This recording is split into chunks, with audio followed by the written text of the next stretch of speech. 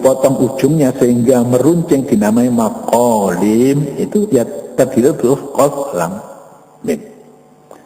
Anak panah yang runcing ujungnya dan yang bisa digunakan untuk mengundi dinamai, zaman dulu itu ada undian ya. Undian ini haram, itu kan termasuk judi kan. Ya. Itu dinamai kolam ya. Itu dalam surat Ali Imran. Alat yang digunakan untuk menulis dinamai kolam karena pada mulanya alat tersebut dibuat dari suatu bahan yang dipotong dan diperuncing ujungnya. Ya. Tembung atau kata kolam di sini ya, dalam ayat ini dapat berarti hasil dari penggunaan alat tersebut, yakni tulisan.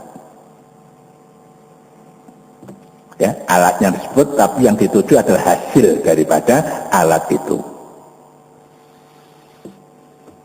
Ya, wong brujul, tanahnya wis dadi brujul jenenge brujulan. Mungkin tinggal nanemi kan begitu ya. Ya. Apa sesuatu yang dipasrah, alatnya pasrah. Ya.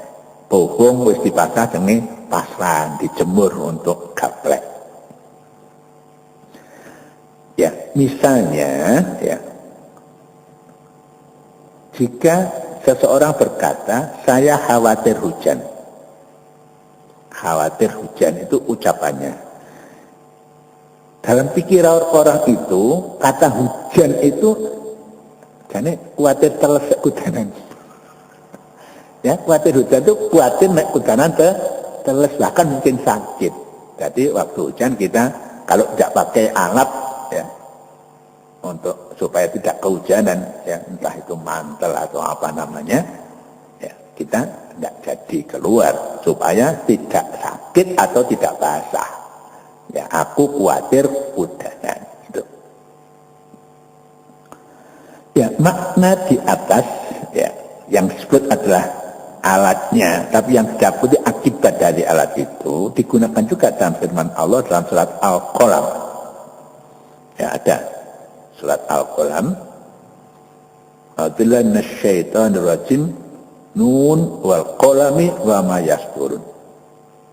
Ya, demi kolam dan apa yang mereka tulis. Ya, yasturun itu kan mereka ya, sama dengan yaktubun. Apalagi disebutkan dalam sekian banyak riwayat bahwa awal surat Al-Qalam ya, awal surat Al-Qalam nun wal qalam turun itu turun setelah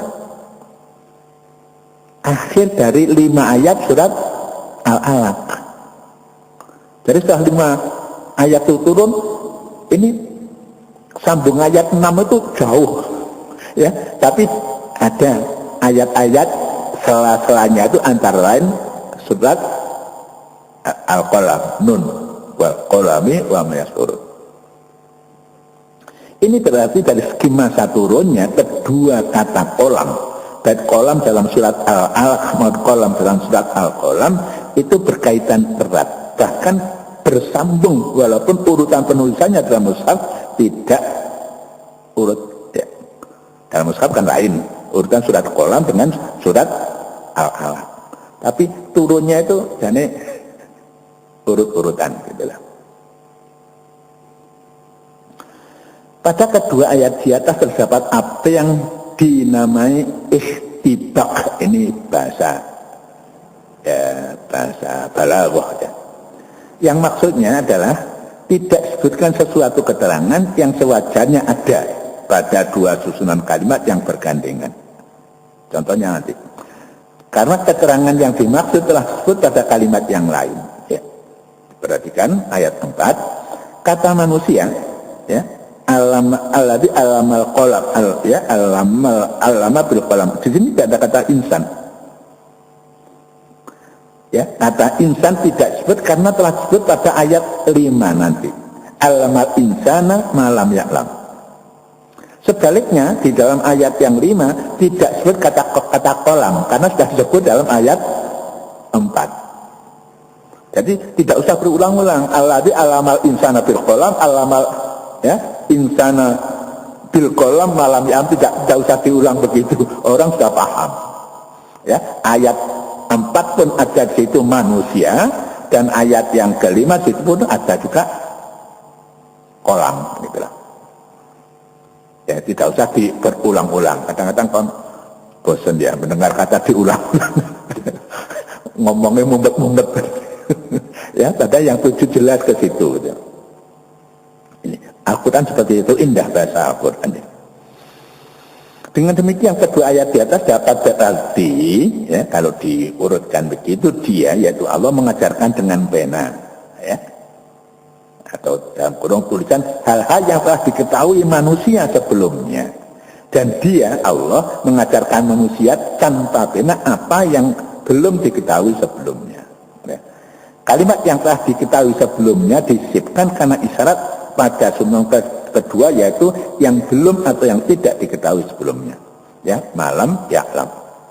Sedang kalimat tanpa pena ditambahkan karena adanya kata pena dalam susunan pertama, ya, alladzi 'allama bil qalam. Yang dimaksud dengan ungkapan telah diketahui sebelumnya adalah khazalah pengetahuan dalam bentuk tulisan. Ya, saya kira dalam agama kitab-kitab yang terdahulu sebelum Quran diturunkan, ya, apa Taurat, Zabur dan Injil, kan gitu, ya.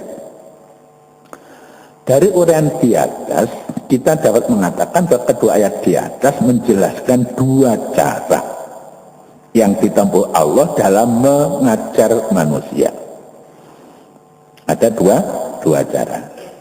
Kita masuk TK, sekolah dasar, ya, SMP, SMA, mungkin terus kuliah, atau di pondok pesantren, mulai ibtidaiyah, sanawiyah, dan lain-lain. Itu cara yang pertama yang digunakan oleh Allah ngajar manusia ben pinter. Ya, ilmunya macam-macam yang diperlukan oleh manusia. Ya, ilmu ngecat ya no, ilmu dandan di jalan ya no. Ya kan, ilmu jahit juga ada, ilmu semua diberikan oleh Allah, diajarkan oleh Allah. Ya, pertama melalui pena yang harus dibaca oleh manusia, dan yang kedua melalui pengajaran secara langsung tanpa alat. Cara yang kedua ini dikenal dengan istilah ilmu laduni, ya, ya, wahyu Nabi itu, ya, ya mungkin ada seseorang tertentu diberi, ya, walaupun tidak setinggi apa yang diberikan Allah pada Nabi dan Rasul. Pada awal surat ini, ya, Allah telah memperkenalkan diri sebagai yang maha kuasa. Iqra bismi rabbikal ladzi khalaq, khalaqal insana min 'alaq, ya. Allah yang mengetahui, maha pemurah. Pengetahuannya meliputi segala sesuatu. Ya, apa yang di hati Bapak, di pikiran Bapak itu Allah tahu. Butuh sampean opo saiki ku ngerti. Ya. Tahu. Ya. Senangnya hati kita tahu. Ruwetnya hati kita Allah juga tahu. Ya, kalau sudah tahu, kalau ndonga ya Pak ya. Ya, kita mencari sedikit pasrah. Yang ruwet mudah-mudahan dihilangkan ruwetnya. Yang sudah baik mudah-mudahan tetap dijaga. Sabit kolbi, itu kan begitu. Itu yang sudah baik begitu. Karena Allah tahu. Jangan menganggap Allah tahu dan jangan perintah Gusti Allah, gitu loh. Ya, jangan perintah Gusti Allah. Ya, jadi itu juga nggak usah perintah Gusti Allah. Allah sudah tahu. Yang jelas Allah, ya, dan manusia itu sudah dibekali kepingin sing apik. Manusia suka yang baik, tidak suka yang jelek. Kalau jelek-jelek itu karena mungkin pengaruh hawa nafsu, ya, atau ajakan setan. Nah, prinsipnya manusia itu diberikan yang baik. Ya, fitrah manusia itu baik. Wahyu-wahyu ilahi yang diterima oleh manusia agung yang siap dan suci jiwanya adalah tingkat tertinggi dari bentuk pengajarannya tanpa alat dan tanpa usaha manusia. Tapi nggak iso, wong kepingin jadi nabi nggak iso. Lek kepingin jadi profesor bisa. Ya, Kalau dia memang punya potensi itu, kemudian dia belajar, bisa. Tapi kepingin jadi nabi, itu malah lucu, ya, malah bisa dimasukkan penjara. Ngaku-ngaku nabi, ya, karena bisa merusak agama-agama tertentu yang dia ganggu, gitu ya. Nabi Muhammad SAW dijanjikan oleh Allah dalam wahyunya yang pertama untuk termasuk dalam kelompok tersebut. Ya, dijanjikan oleh masuk kelompok orang yang diberi ilmu tanpa harus moco. Nabi kan ummi, langsung diberi. Ya. Salah satu, ya, Nabi yang lain banyak, ya. Rasul yang kita tahu itu 25 Rasul. Nabi yang lain ribuan, kita nggak tahu satu-satunya. Itu ya isi dari ayat 45. Kita lanjutkan dengan ayat berikutnya. A'udzubillahi minasyaitonirrajim. Bismillahirrahmanirrahim. Kalla innal insana tagha ar-ra'ahu istaghna. Ya, kalla itu disebutkan dalam Al-Qur'an itu banyak. Artinya mungkin berbeda antara satu tempat dengan yang lain. Di sini artinya hati-hatilah. Sesungguhnya manusia benar-benar melampaui batas. Ya, kira-kira di ayat ini memang tidak sambung dengan ayat sampai 5. Ini ayat ini sebenarnya jauh sesudah turunnya ini, tapi dalam Quran dipasangkan dengan surat Al-Alaq itu, nyambung ayat dari 5 ke 6. Ini sebenarnya turunnya tidak sama-sama, ya. Ya, manusia itu benar-benar melampaui batas. Padahal tadi sudah diajar oleh Allah, kan begitu, ya. Apabila ia melihat dirinya mampu, wis kono rasa kancane ditempilingi, wis oke kancane ditindir, itu menungso. Ya. Tapi menungso yang jiwanya dan jiwa Nabi Muhammad tidak semacam itu. Ya, ana wong keliru dibenarkan, kan begitu. Ya. Ada amar ma'ruf nahi mungkar seperti itu. 5 ayat yang lalu adalah wahyu pertama yang diterima oleh Rasulullah Muhammad SAW, sedang ayat ke-6 dan seterusnya turun jauh sesudah itu. Ya, kita tahu yang 5 itu adalah di Gua Hira, di Gua Hira tanggal 17 Ramadan. Ya, tidak dapat dikemukakan secara pasti berapa lama jarak antara kedua bagian surat ini. Siji nganti 5, 6 sak terusnya itu kapan? Namun melihat kandungan ayat yang berikut berbicara tentang sikap kaum musyrikin terhadap Nabi Muhammad dan ajarannya, maka dapat dipastikan bahwa ayat-ayat sesudah ayat kelima itu turun sesudah Nabi mengumandangkan ajaran-ajaran Islam. Ya, setelah Nabi berdakwah. Ya, di hadapan umum. Ya, jadi sudah terbuka. Nabi nggak sembunyi-sembunyi lagi. Ya, ini setelah turunnya perintah berdakwah secara terang-terangan dalam surat Hijr, ya, ayat 94. Sementara ulama pendapat bahwa ayat-ayat di atas dan berikutnya turun setelah 3 tahun penerimaan ayat pertama. Itu kan ahli sejarah Al-Quran khususnya. Ini jaraknya antara 1 dengan 5 dengan 6 dan 3 tahun. Tapi dalam Al-Quran disambungkan dalam 1 surat.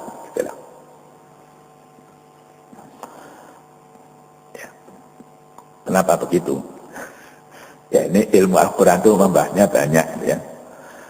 Ya, ayat ini dipasang dengan ayat ini, surat ini, sudah ayat ini, itu sejarah yang harus dipelajari khusus, ya. Ayat di atas menguraikan salah satu sisi potensi manusia setelah sebelumnya menguraikan potensi kodrati yang lain, yaitu sebagai makhluk sosial, ya. Insan itu kan sudah dijelaskan kemarin.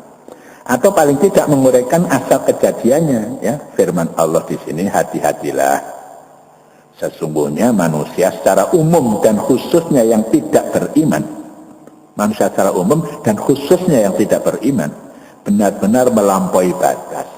Sing iman kadang-kadang ya, wis sugih kurang sugih, wis dadi pejabat si korupsi, itu lain itu, ya. Itu sing iman, apalagi yang tidak beriman, yang dodol narkoba sing iman ya ono gitu. Ya, mbok ngecet sing cilik-cilik. Soalnya ono batine gitu. Nah, itu betul-betul merusak, ya. Alhamdulillah. Ayat bahwa tadi itu. melebihi batas. Padahal mangan itu ya piro sih. Tuwek ini setengah piring ya cukup. Ya. Dan berlaku sewenang-wenang apabila ia melihat, yakni merasa dan menganggap dirinya mampu, ya merasa ayu, merasa ganteng, sombong nang kancane ya karena ayu dan gantengnya. Ya rezekine akeh, tandurane panene akeh, kadang-kadang malah sombong. Sopir penuh terus sedina. Iku ngisi-ngisi kancane segala penumpang. Iku gawane penumpang. Itu yang beriman, apalagi yang tidak beriman. Saya tanya, kenapa Pak? Ya. Artinya dapurnya itu merasa gak membutuhkan orang lain. Wis, aku tak urip dewe gak butuh. Padahal orang kaya itu mesti butuh orang lain. Ya. Mosok ngangkati barang abot-abot diangkati dewe kan enggak ya. Ya borong bangunan mosok ngangkati watu dewe. Ngangkati botol dia butuh orang lain ya. Ya. Kita menjadikannya katakan lagi itu kan dalam Al-Quran sebanyak 33 kali. Ya tidak saya jelaskan artinya satu-satu, tapi kalau itu lihat konteksnya ya. Di sini artinya hati-hatilah ya, ada yang lain ya. Saya disebutkan satu-satu ya. Sementara itu ulama tafsir Abu Hayyan dan Al-Alusi berpendapat bahwa takalla pada ayat di atas merupakan ancaman ya, atas dasar bahwa dalam kandungannya terselip ancaman bagi manusia yang melampaui batas. Kala ya, ya hati-hati kan ancaman, hati-hati loh. Nek kowe nglakoni ngono nasib undik donya elek apa lagi nek nanti di akhirat gitu. Wong sombong gak gelem nyopo. Oleh karena tadi malam itu antamanya tawaduk kita itu gitu, rendah hati. Senajan pinter, senajan sugih, senajan pangkat tetap rendah hati. Ya kata layat Allah terambil kata Allah yang dirangkaikan dalam lam yang berarti mengukuhkan, lam taukid. Ya, kadang-kadang wong sing ngerti wayang Allah itu kalau tembung togok. Betul atau tidak saya nggak tahu karena tidak ahli wayang. Sifat togok itu ya apa? Ya, tapi termasuk punakawan kan ya. Togok itu punya kawan. Kata togo pada mulanya sebenarnya berarti meluapnya air sehingga mencapai tingkat kritis dan membahayakan. Ya, kalau ada ukuran di Bengawan itu sampai 100 ya sentimeter, itu sudah 120 ini asalnya kata togo itu sudah melampaui batas ya, sudah siaga 3 merah ya. Daerah bawahnya nanti mesti kebanjiran, omah-omah gelap, ya, tanam-tanaman ya, terendam. Ya, itu asalnya ya kata tawa itu. Lalu makna ini berkembang sehingga ia digunakan dalam arti yang lebih umum, yakni sesuatu yang melampaui batas seperti kekufuran, ya, pelanggaran, kesenang-wenangan terhadap manusia di samping makna aslinya di atas. Ya, duit membantu rumah tangga ini biasa kan seharusnya ya, dia bekerja sesuai dengan tugasnya, mungkin cuci, resep, masak misalnya ya, jamnya juga tertentu. Ini kalau batas kan ya melebihi ya, sampai ya tenaga si pembantu itu ya terlalu ya kekeselan aja kelewat ukuran ya. Bahkan kadang-kadang ada yang mestinya diberi makan sesuai yang dimakan juragana, tapi tidak seperti itu. Ya Islam mengajarkan seperti itu. Ya, jangan membebani seseorang dengan di luar batas kemampuan orang, termasuk binatang. Ya, sapi zaman dulu, ya ngerek cikar itu ada ukurannya. Sapi sak meniki gedene, ukurannya sak meniki kintal, itu ada ukurannya. Ya, mulai zaman Nabi, bahkan mungkin sebelum Nabi sudah ada itu aturan-aturan. Sini juga ada juga, tapi pelanggaran banyak. Ada jalan kelas 3 ya. Kelas 3 itu di bawahnya kelas 2, di bawahnya kelas 1. Mestinya ukurannya umpama 5 ton. Misalnya ya, truk tebu itu 10 ton ya liwat gono, itu melampaui batas. Ya, bar panen dalane hancur gitu ya. Ini banyak pelanggaran ya, banyak orang yang sering dikasih pungli ya karena seperti itu. Jembatan timbang mestinya 20 ton, itu ada truk gandeng muatannya 30 ton, mestinya harus diturunkan muatannya, bayar. Ini yang ada saber ya, saber pungli. Ya mudah-mudahan saja orang sadar bahwa yang melampaui batas itu merusak.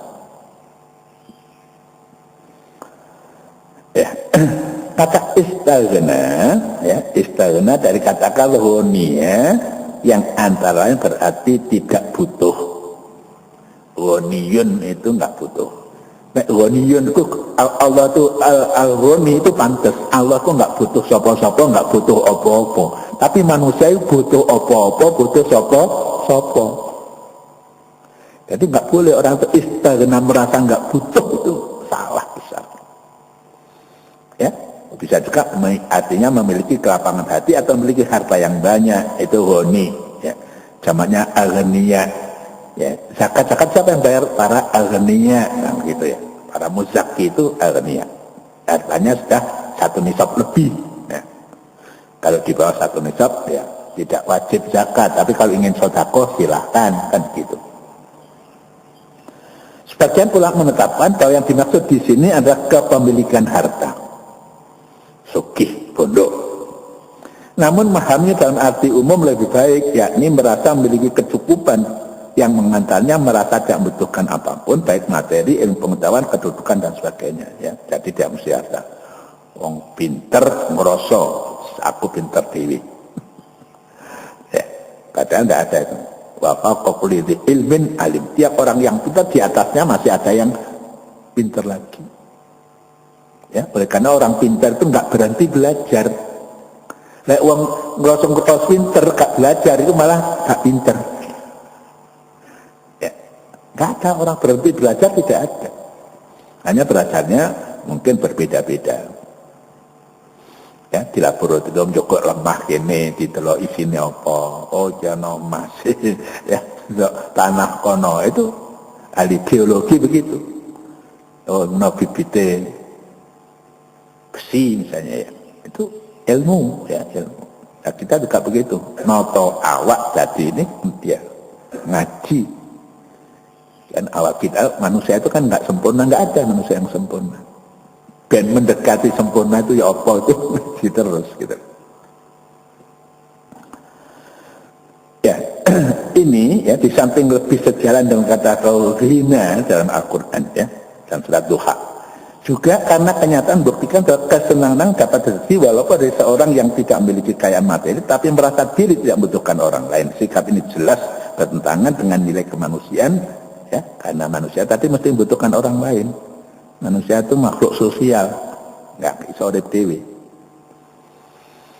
Ya, dan karena itu Al-Quran menggarisbawahi, menekankan hal itu sebagai potensi negatif manusia. Yang mengarah pada yang jelek gitu, potensi positif itu mengarah pada yang baik. Setelah sebelumnya dikemukakan bahwa manusia tetap diciptakan oleh Allah dari al-alaq ya, yang sudah dijelaskan ya, sesuatu yang bergantung pada sesuatu ya. Kalau embrio itu bergantung pada rahim ya, tumbuh 9 bulan sudah siap lahir ya, baik didanding rahim maupun kepada orang lain, lebih-lebih pada Allah Subhanahu wa taala. Huruf sin dan ta istaghna ya, menyertai ya, kata istaghna mengandung makna mubalaghah ya. Tapi ajaba itu mengabulkan, istajaba itu artinya lebih mengabulkan lagi. Ya, Allah itu mustajib. Oleh karena itu kita mohonnya pada Allah Subhanahu wa taala. Apa yang kita pohonkan Allah sudah tahu. Ya, apa yang kita pohonkan Allah sudah tahu. Ya, kita pasrah. Kalau ruwet ya tadi minta diuraikan ruwetnya, dihilangkan ruwetnya. Kalau misalnya kekurangan rezeki, Allah juga sudah tahu. Bahkan itu ujian juga dari Allah Subhanahu wa taala. Sabar enggak kita kurangi rezeki nih. Ya, sadar nggak orang Aceh itu tak kasih gempa. Ya, ya kewajiban manusia kan masuk, manusia itu makhluk sosial, tahu seperti itu lalu nyumbang kan begitu ya, sehingga nanti rumahnya dalam waktu dekat bisa dibangun kembali ya, tidak lalu selamanya di tenda-tenda seperti itu.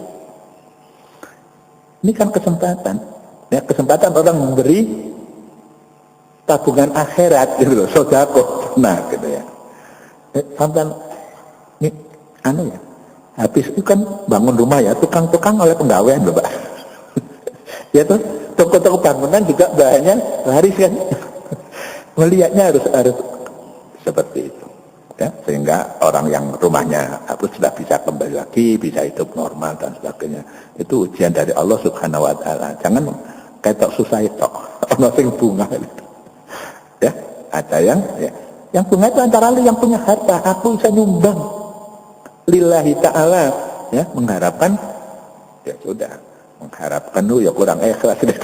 Tapi kan intinya seperti itu ya, harta itu bisa habis karena di meja judi tidak ada apa-apanya di akhirat, tapi harta itu diberikan untuk kemaslahatan, itu investasi akhirat gitu loh. Jadi orang bisa sombong itu karena macam-macam ya, karena fisiknya gagah, ganteng, ya, karena dia kaya, karena dia berilmu. Kalau tidak ngerti itu jadi istighna, ngerasa awake dhewe cukup, gak butuh sapa-sapa, itu tidak betul. Ya.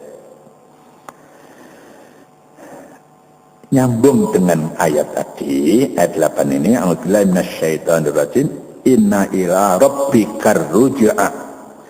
Ya, dielingno sesungguhnya kepada Tuhanmu lah kembali.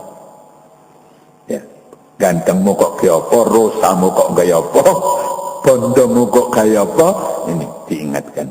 Inna ila rabbikar ruj'a.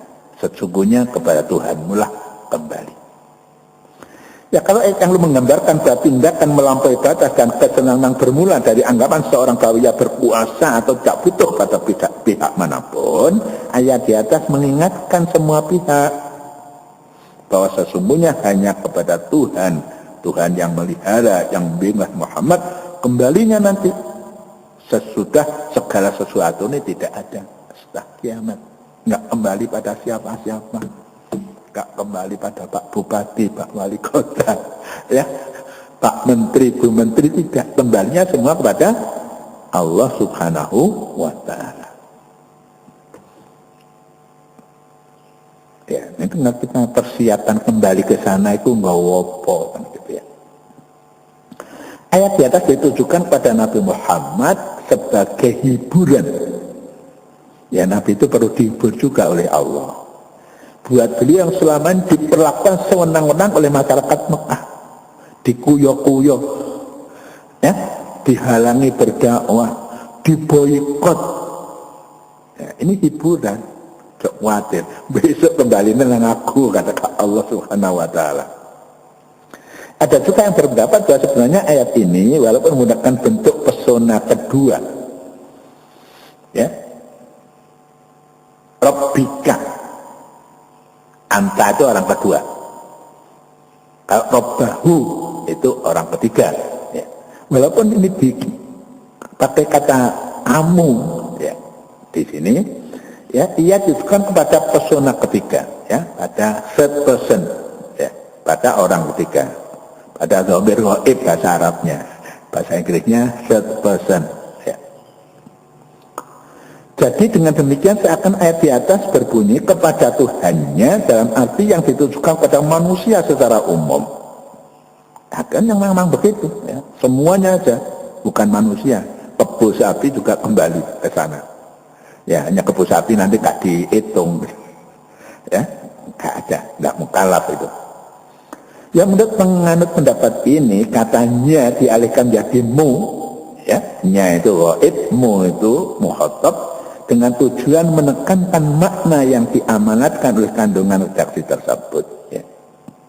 Pengalian ini dilakukan dengan tujuan menekankan makna ancaman yang dikandung oleh ayat di atas.